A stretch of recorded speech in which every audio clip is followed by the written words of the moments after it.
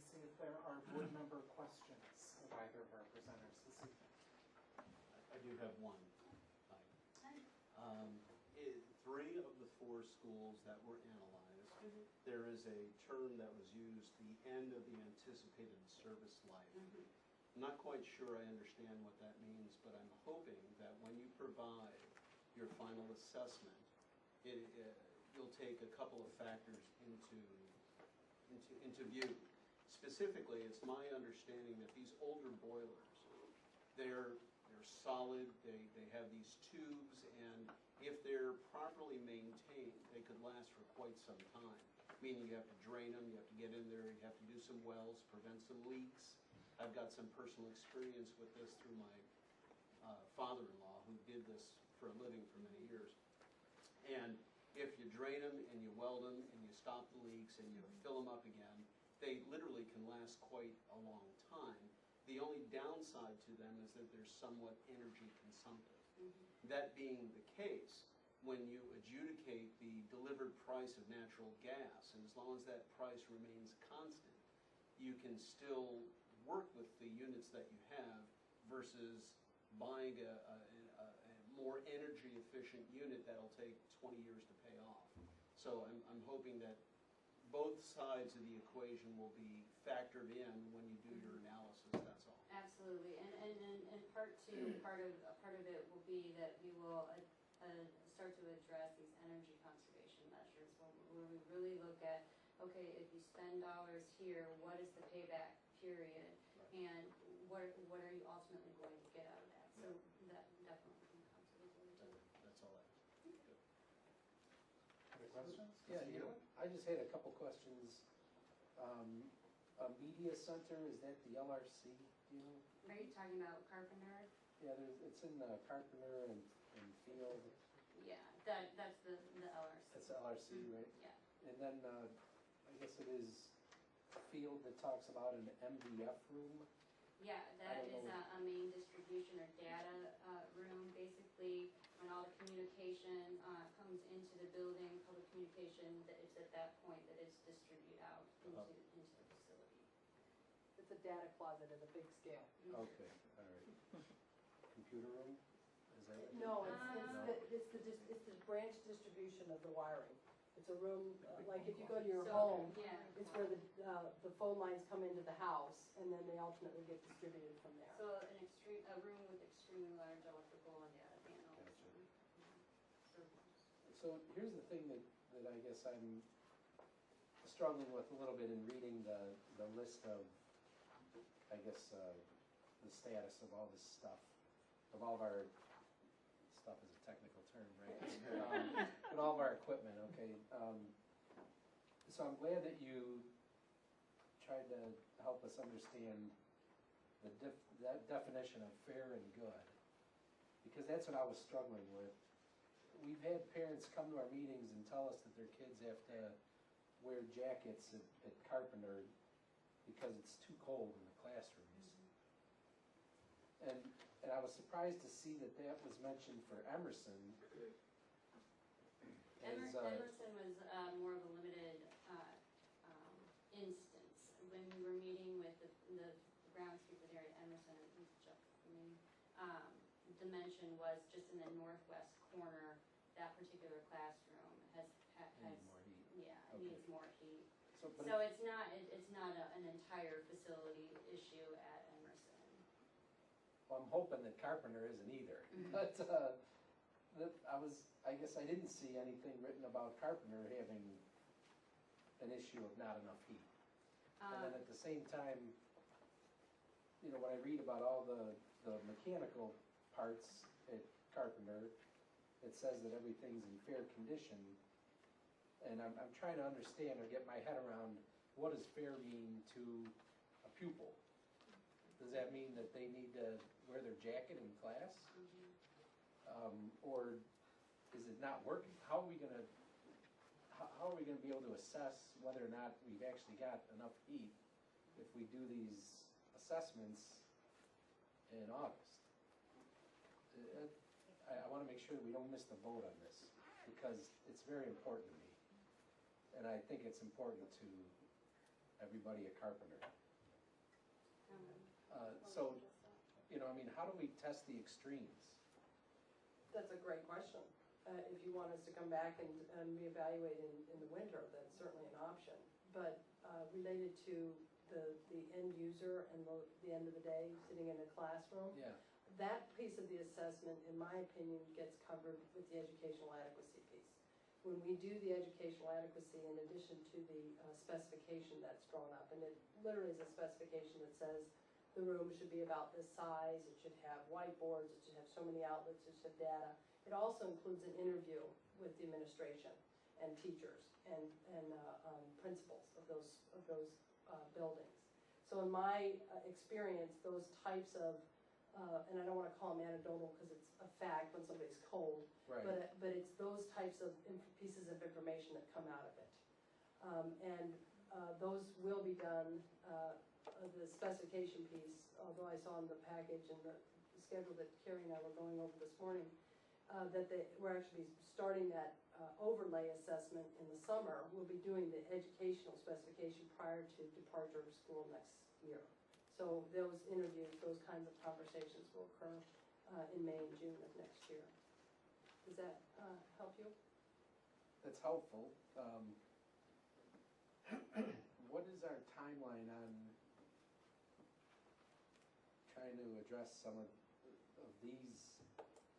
I think you should determine what you'd That's like the September timeline to be 12th. at the 12th. I think you should tell us. From our experience, we still have to get more information. We just don't know enough about your district right now.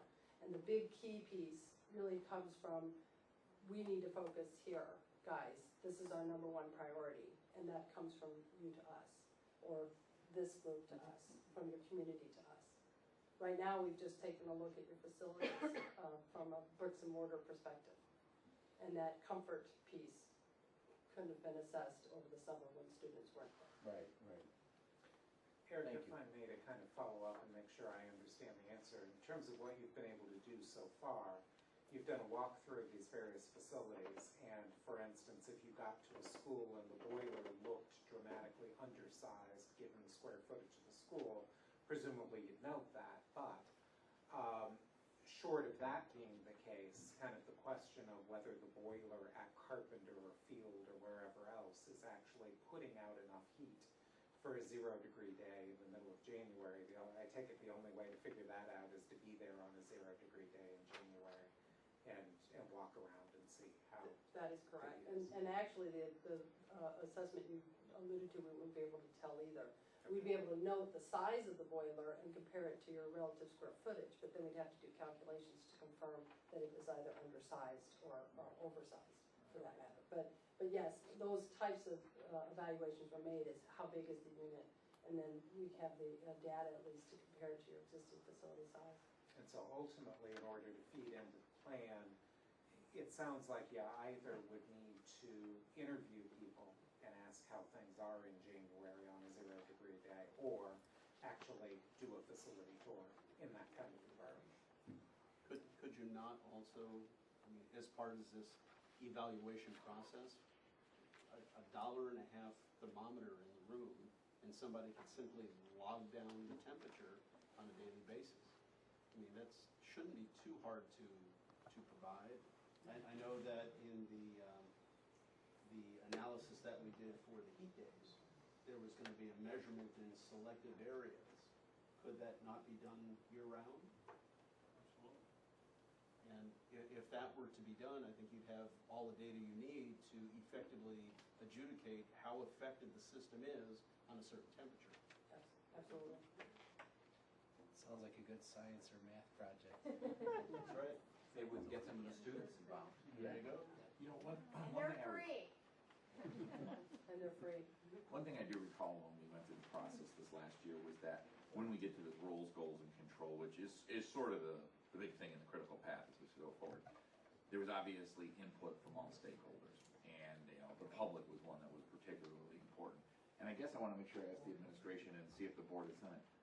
I'd like to almost go overboard advertising this thing to try to get bodies out there, unless you say too many, have a representative form of I think it is important that we get as many people there so that we're not simply hearing from those with the amount of, more complaints, whatever. I'd like to have as balanced a thing as possible, so I'd love to hear maybe, some sort of a plan, or something we could do, or some ideas on making this a little bit more, known to our people, whether that's an email blast, or it's in the wild, the chat emails that go out, or things.